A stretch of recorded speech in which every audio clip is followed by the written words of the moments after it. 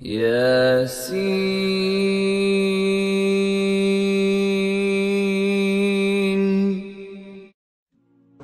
So the Quran has left no loopholes, and the Quran also has not given the chance to someone or for someone to say, continue oppressing him because he will continue forgiving, no problem.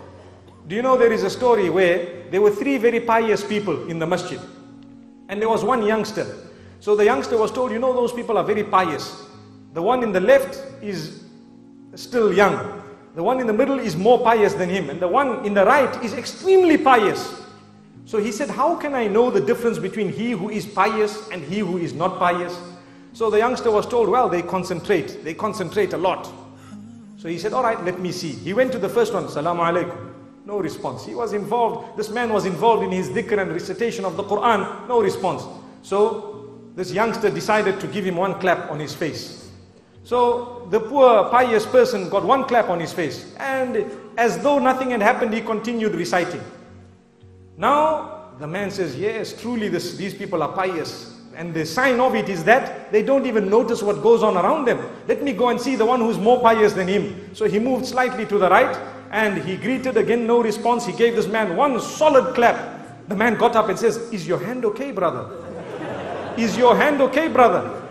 So this man was shocked to say, he is not conscious of what happened to him, but he is conscious of the pain that came on my hand. Allahu Akbar. Look at how pious he is. So now this is obviously teaching people how to forgive, isn't it? They didn't even discuss that it was a sin.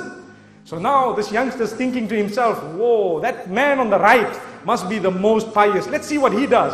He went, he greeted him, again no response. He gave him one solid clap. That man got up and gave the youngster two claps.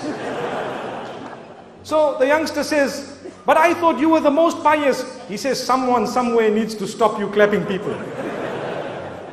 So this is why we need to study in Islam. We need to look at what is the best remedy for that particular situation. Sometimes you can forgive people, but if you continue forgiving them, who's going to stop that oppression?